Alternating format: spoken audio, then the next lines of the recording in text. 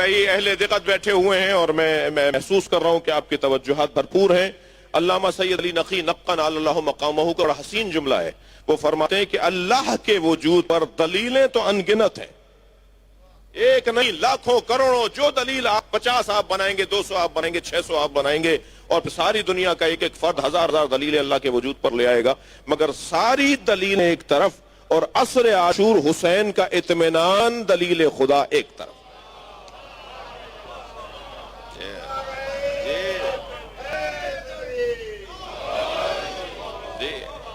اب وہ حسین ابن علی جو وجود الہی پہ دلیل ہے، وہ میرے مولا جو وجود الہی پر دلیل ہے، اس حسین ابن علی نے اگر کسی کو راز سونپے ہو تو اسے زینب کہا جاتا ہے۔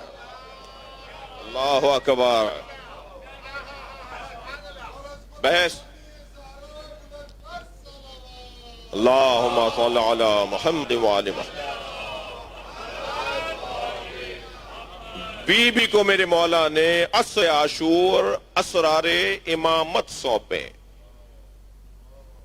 سنگین بات ہے، سنگین بات ہے، اس کو جو ہے وہ ہضم کرنا بہت مقدمہ چاہیے، اس کے لیے صحت کاملہ چاہیے، ورنہ بیمار آدمی ہضم نہیں کر پائے۔ صلوات پڑھے ذرا محمد و آل محمد پر۔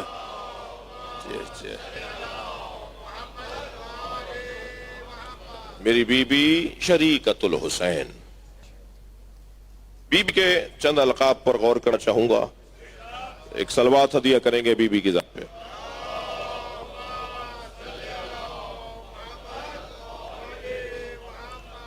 عزیزان گرامی، سیدہ کے بی بی کے 61 القاب بیان کیے گئے۔ میں نے حضرت ابوالفضل عباس علیہ السلام کی جو خدمت میں حاضری دی تھی آپ کے ساتھ مل کر ابھی 2 دن پہلے، تو اس میں نے عرض کیا تھا کہ 12 قلمدان حضرت عباس کے پاس تھے۔ یہ سیدہ زینب کی عظمت بتا رہی ہے کہ ان کے 61 القاب ہیں، مگر یقیناً ان 61 القاب کے اوپر جنہیں غور کرنا ہے، میں ان کے لیے اشارہ عرض کر رہا ہوں کہ وہ زیارت نامہ جا کے پڑھیں۔ بی بی زینب کا جب زیارت نامہ جا کے پڑھیں گے آپ، جو شام میں سیدہ زینب کا زیارت نامہ بی بی کے روزے پہ رکھا ہوتا ہے، وہ آپ کے یہاں مفاتیح الجنان میں بھی ہے اور آپ کو نیٹ سے بھی مل جائے گا، تو بہت ہی آسان ہو گئی ہیں باتیں۔ تو ان میں جو بی بی کے القاب لکھے گئے ان پہ غور کریں تو یہ تعداد بنتی نظر آتی ہے، مگر یہاں میں چند القاب کی طرف آپ کی توجہات کو مبذول کرنا چاہوں گا۔ بی بی کے القاب میں ایک حسین ترین لقب ہے نائبۃ الزہرا۔ تھوڑا سا گردن ہلاتے رہیں گے تو آپ کو بھی میری ہمراہی نصیب ہو جائے گی۔ جی، نائبۃ الزہرا، سیدہ زہرا کی نائبہ۔ نائب وہ نہیں ہو سکتا کہ جس میں منوب کی صفتیں نہ ہو۔ توجہ کر رہے ہیں؟ تھوڑی سی تشریح، صلوات پڑھے محمد و آل محمد۔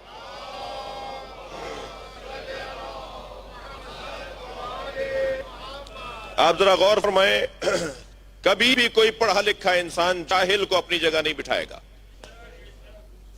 کبھی بھی کوئی حکیم انسان کسی مریض کو اپنی جگہ نہیں بٹھائے گا، کبھی بھی کوئی منصف اور انصاف فراہم کرنے والا کسی مجرم کو اپنی جگہ نہیں بٹھائے گا۔ یہ قاعدہ قانون ہے کہ جو جس کو اپنی جگہ پر بٹھا رہا ہے، جو جس کی جگہ پر آ کے بیٹھ رہا ہے، اسے یا اس جیسا مانے یا اوروں سے افضل مانے، یا اس جیسا مانے یا اوروں سے افضل مانے۔ ایک جلوہ دکھا رہا ہوں میں آپ کو، جب سیدہ زہرا آتی تھی تو نبی کھڑے ہو جاتے تھے، ہاتھوں کا بوسہ دیتے تھے، اپنی جگہ بٹھاتے تھے، اور پھر اپنی جگہ بٹھانا کا مطلب یہ ہے کہ یا ان جیسی ہیں سیدہ زہرا، یہ نبی جیسی ہیں، یا نبی کے بعد ان جیسا کوئی نہیں ہے۔ صلوات پڑھے محمد و آل محمد پر۔ جی، اور اس سے بڑی مثال ہے، انی جائل فی الارض خلیفہ، میں زمین پر خلیفہ بنا رہا ہوں۔ کسے؟ حضرت آدم کو۔ کون بنا رہا ہے؟ اللہ۔ تو جو اللہ اپنا خلیفہ حضرت آدم کو بنا رہا ہے تو وہ صفات الہی کا جلوہ گر بن کر آئے گا، نہ وہ پیدائشی پڑھا لکھ جاہل ہوگا، نہ پیدائشی کنجوس ہوگا، نہ پیدائشی، توجہ ہے بات کی، وہ صفات جو پر اچھا اللہ کا خلیفہ کیا مطلب ہے؟ علی اللہ کی جگہ بیٹھنے کے لیے نہیں آئے ہیں، اللہ کی تو کوئی جگہ ہی نہیں ہے۔ میں گیا جناب مفتی اسحاق صاحب کے پاس، میرا بڑا پیار تھا ان سے، میرے بزرگ تھے، ہمارے دیوبندی عالم دین تھے، تو فیصل آباد میں ان کی خدمت میں کئی دفعہ جانا رہا، ٹیلی فونک رابطہ تھا، جیسے ابھی جناب مولانا طارق جمیل صاحب سے میں تو ان کا شکریہ ادا کرنے گیا تھا کہ انہوں نے گلدستہ اہل بیت نامی اہل بیت کی عظمت پہ کتاب لکھی ہے۔ تو مولانا کے پاس میں گیا، وہ کہنے لگے کہ آپ لوگ جو علی اور ولی اللہ تک کلمہ پڑھتے ہیں ٹھیک پڑھتے ہیں۔ میں نے کہا مولانا دلیل کیا ہے؟ کہنے لگے علی اللہ کے ولی ہیں۔ میں نے اپنے مجمع سے پوچھا کہ علی اللہ کے ولی نہیں ہیں؟ سارے اہل سنت سے میں نے اقرار لیا، سب نے کہا ہاں علی اللہ کے ولی ہیں۔ تو میں نے انہیں کہا کہ تم مانتے ہو بولتے نہیں ہو۔ جی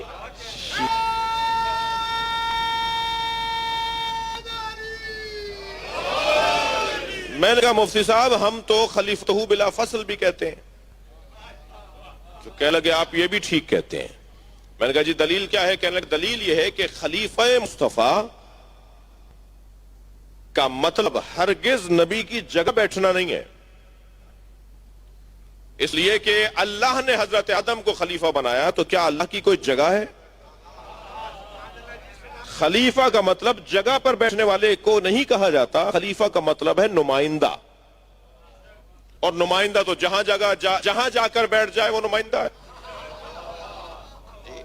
جی جہاں جا کے بیٹھ جائے وہ نمائندہ ہے۔ تو حضرت علی نبی کے خلیفہ ہیں، اور وہ جو 3 دور گزرے ہیں ان تینوں دوروں میں بھی علی ہی خلیفہ ہیں۔ صلوات پڑھیں گے محمد و آل محمد پر۔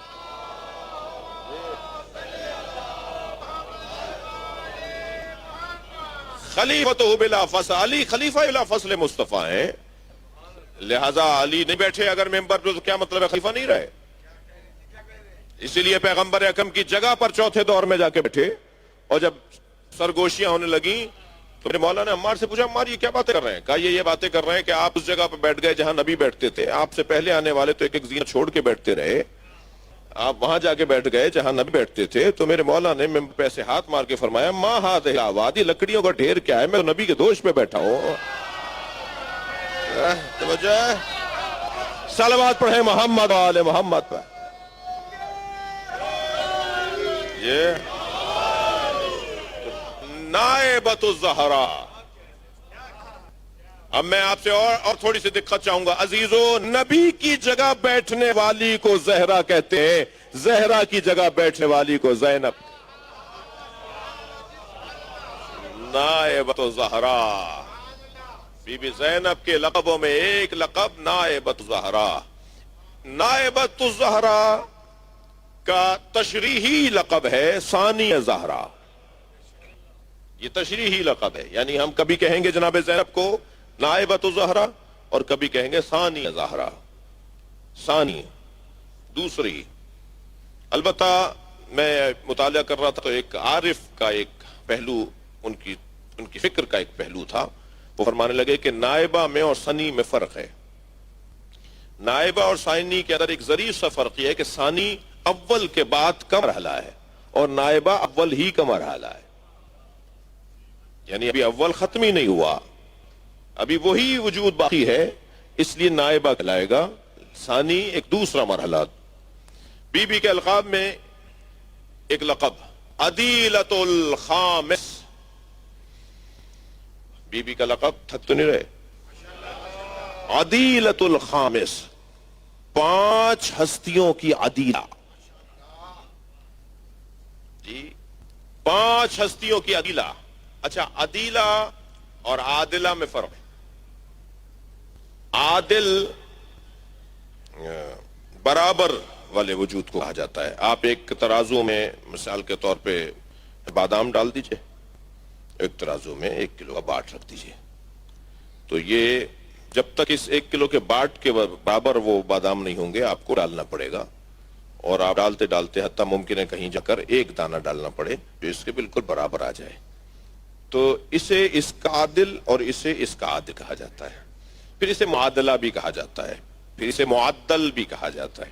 اس خاندان کے الفاظ ہیں۔ ادیب حضرات بیٹھے ہیں تو مجھے تو خربوزے کو دیکھ کے خربوزہ رنگ پکڑتا ہے، تو مجھے تھوڑا سا شوق بھی ہو رہا ہے کہ ذرا ان کے سامنے بات کر لوں کہ جو برابر کا وزن ٹھیک ہے.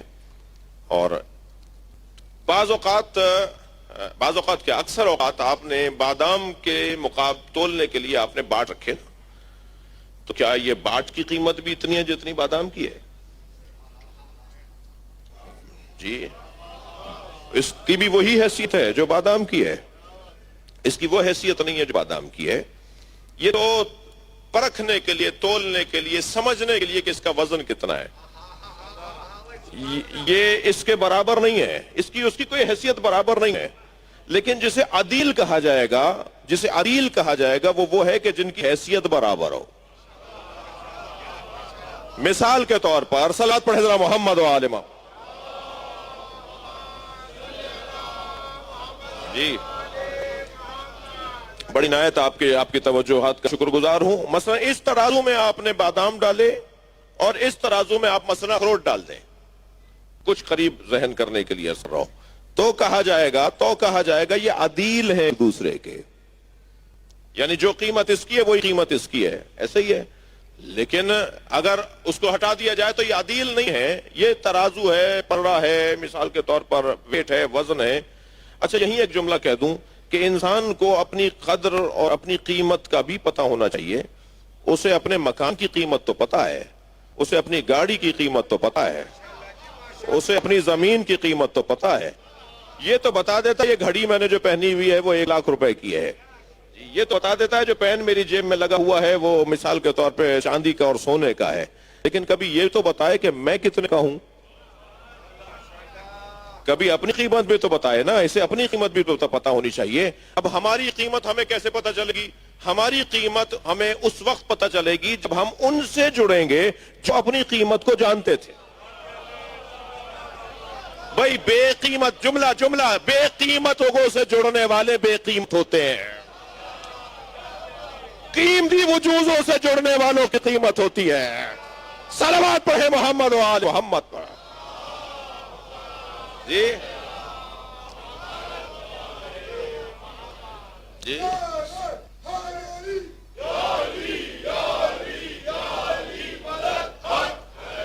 بڑی عنایت آپ کی توجہات کا شکر گزار ہوں. میں ایک مرحلہ اور ہمیں اپنی قیمت کیسے معلوم ہوگی؟ ہمیں اپنی قیمت اس وقت معلوم ہوگی کہ جب ہم ان سے جڑیں گے کہ جو اپنی قیمت کو جانتے تھے. تو واقعاً ہم جڑے ہوئے ہیں انہی کے تو دروازے پر بیٹھے ہیں. اپنے امور زندگی کو چھوڑ کر آنا تو بہت چھوٹا کام ہے ان کے لیے. یہ جو اس وقت آپ نے خدمت کی ہے، اس وقت جو قربانی آپ نے دی ہے کہ ان کے نام پہ جمع ہیں، یہ بہت چھوٹی سی خدمت ہے، ان کی بہت معمولی خدمت ہے. تو ہم جن سے جڑے ہوئے ہیں وہ اپنی قیمت کو جانتے تھے، تبھی تو بستر پہ لیٹ کر نفس بیچا ہے. اب علی نے بتایا ہے کہ علی کی قیمت کیا ہے.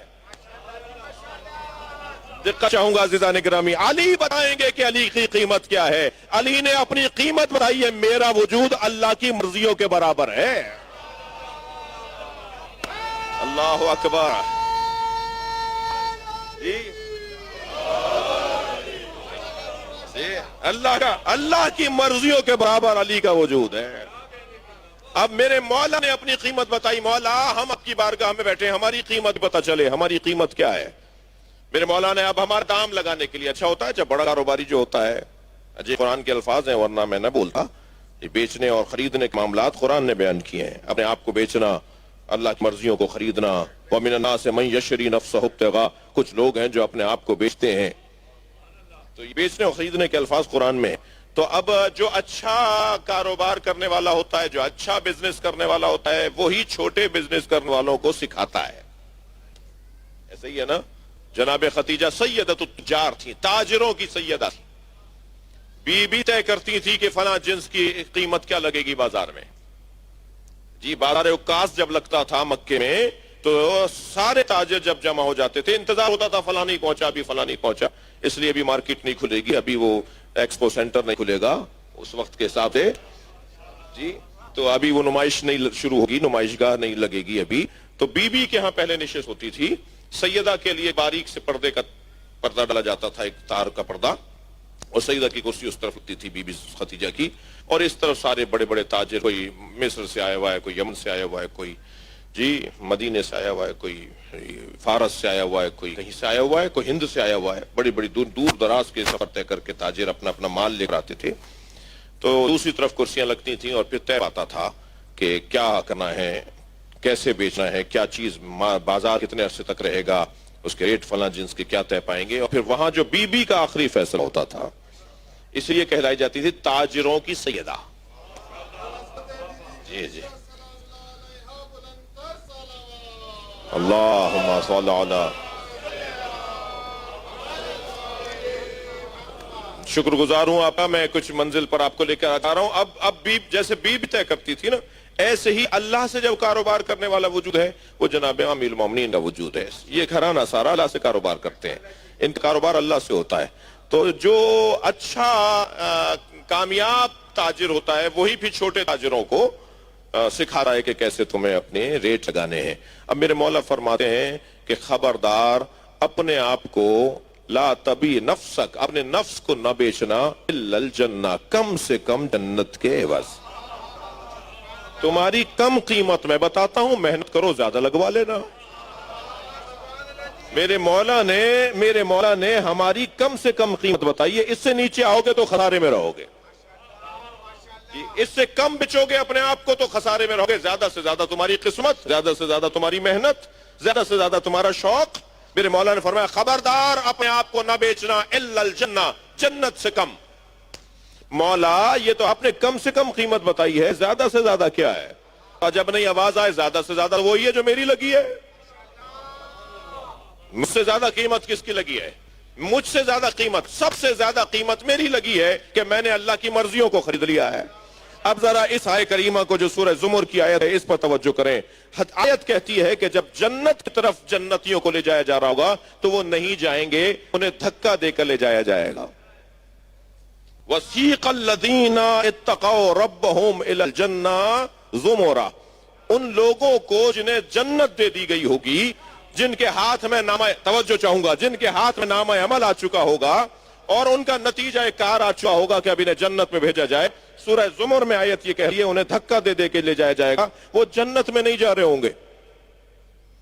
بھائی دوزخ میں دھکا دے کے لے جایا جائے گا تو سمجھ میں آتا ہے، جنت میں دھکا دے کر لے جایا جائے گا یہ کیسے سمجھ میں آئے گا؟ تو کم سے کم یہ طے ہو گیا کہ جنت ان کی کم قیمت لگی ہے۔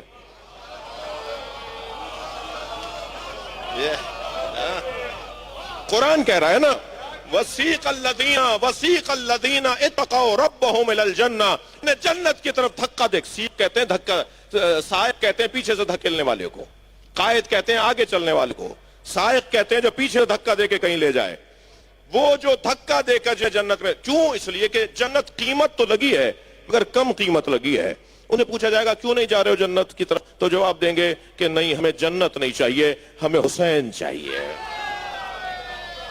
اللہ اکبر۔ آواز دی جائے گی کہ حسین ہی جنت میں آئیں گے جب سب کو بھیج دیں گے، تو کہیں گے ہم تو رکے رہیں گے، جب حسین جائیں گے جب جائیں گے۔ آواز آئے گی من ہم، یہ کون ہے؟ بھئی جو محشر میں لوگ کھڑے ہوں گے نا وہ کہیں گے یہ کون لوگ ہیں بھائی، انہیں جنت میں بھیجا جا رہا اور کہہ رہے ہیں ہم نہیں جائیں گے۔ تو آواز آئے گی ہم حداث الحسین، یہ حسین سے جڑے ہوئے لوگ ہیں، یہ کہہ رہے ہیں جب ساری زندگی ہم نے حسین حسین کہا ہے تو جنت میں بغیر حسین کے کیسے جائیں گے؟ صلوات پڑھیں گے محمد و آل محمد پر۔ اللہ اکبر۔ عدیلۃ و خامس، جو پنجتن کے برابر ہو اسے زینب کبریٰ کہا جاتا ہے، جو پنجتن کے برابر ہو۔ میں ان لوگوں سے مخاطب ہوں جناب زینب کبریٰ کی عصمت کے بارے میں شک اور تردد کا شکار ہے۔ یہ القاب بتاتے ہیں کہ جناب زینب کی عصمت کی درجے پہ شدید ہے۔ یہ بحث کرنا، علامہ امام قانی نے بحث کی ہے جناب زینب کی عصمت کے اوپر، گفتگو کی ہے، تحریر دی ہے کہ جناب زینب کی عصمت مسلم ہے۔ جو دلائل دی ہیں انہوں میں سے ایک دلیل انہوں نے دی ہے کہ جسے امور امامت تفویض کیے جائیں وہ معصوم کے علاوہ کوئی نہیں ہو سکتا۔ عصر عاشور امام حسین نے جناب زینب کو امور امامت تفویض کیے، ادھر امام سجاد غشی کے عالم میں یہ بہت بھی راز کی بات ہے. عدیلہ خامس فرماتے ہیں اہل بیت پر 4 راتیں شدید آئی ہیں، مگر کسی ایک رات میں علی تھے اور کسی ایک رات میں علی نہیں تھے اور حسن تھے، اور کسی ایک رات میں حسن تھے اور کسی ایک رات میں حسین تھے اور حسن نہیں تھے، مگر ان 4 مصیبت کی راتوں میں زینب 4 میں تھی. یہ اتنا بڑا مضبوط وجود ہے، اصلها ثابت ذہن میں رہے میرے سننے والوں کے، اتنا مضبوط وجود ہے. وہ 4 مصیبت کی راتیں، ایک شب رحلت مصطفیٰ، سرکار جہاں کی رحلت کی جو رات تھی وہ اہل بیت پہ بڑی شدید رات تھی، کائنات پر شدید رات تھی. پھر فرماتے ہیں دوسری رات جو اہل بیت پہ شدید رات تھی وہ شب دفن زہرا، جناب زہرا کو جب مولا علی قبر کے حوالے کر کے آئے وہ اہل بیت پہ شدید رات تھی. اور پھر تیسری شدید رات 21 رمضان روز شہادت امیر المومنین، اور پھر چوتھی رات شام غریبہ. ان 4 راتوں میں جو ایک ذات 4 راتوں میں مصیبت کو دیکھتی رہی وہ جناب زینب. یہ عدیلہ خامس کا میں تشریح کر رہا ہوں. عدیلہ خامس یعنی جو سارا کام، جو کام پنجتن نے مل کر کیا ہے وہ جناب زینب نے تنہا کیا ہے. جو جناب زینب نے خامس عدیلۃ الخامس، 5 کی عدیلہ، 5 کی عدیلہ. آگے بڑھوں، اسی عدیلہ الخامس کی ایک تشریح یہ کی ہے کہ خامس سے مراد 5واں ہے. 5 خمسہ کہتے ہیں ہم، خامس یعنی 5. تو یہاں خامس سے مراد خامس سے آلبا یعنی خامس سے مراد پنجتن نہیں ہے بلکہ حسین مولا ہیں. بعض تشریح کرنے والوں نے، اور وہ بھی ٹھیک ہے تو یہ بھی ٹھیک ہے، تو دونوں پہلو بیان ہونے چاہیے. عدیلۃ الخامس یعنی امام حسین کی عدیلہ، یعنی ہم وزن حسین، جو وزن اللہ نے حسین ابن علی مولا کو دیا ہے وہی وزن جناب زینب کو دیا ہے. اس ہی قول کی تشریحی قول، اسی قول کا تشریحی قول ہے، اسی ہی لقب کا تشریحی لقب ہے شریکت الحسین. شریکت الحسین کہیے یا عدیلۃ الخامس کہیے، 5ویں کی عدیلہ یعنی امام حسین 5ویں ہے نا پنجتن میں، اور یا شریکت الحسین کہیے. اور آگے بڑھوں، بی بی کے القاب میں ایک لقب ہے ملکۃ النساء. جی، سیدۃ النساء، ملکۃ النساء. جی، ملکۃ العرب، ملکۃ النساء. یہ بی بی کے القاب میں عورتوں کی ملکہ، خواتین کی ملکہ. مالکہ بھی مؤنث کے لیے استعمال ہوتا ہے اور ملکہ بھی مؤنث کے لیے استعمال ہوتا ہے، مگر دونوں میں فرق ہے. مالکہ اس مالک خاتون کو کہا جاتا ہے کہ جو ماضی میں مالکہ نہیں تھی مگر آج ہو گئی تو مالکہ ہے، لیکن ملکہ اسے کہتے ہیں جو جب سے ہے تب سے ملکہ ہے. بڑی عنایت. ایک سوال تھا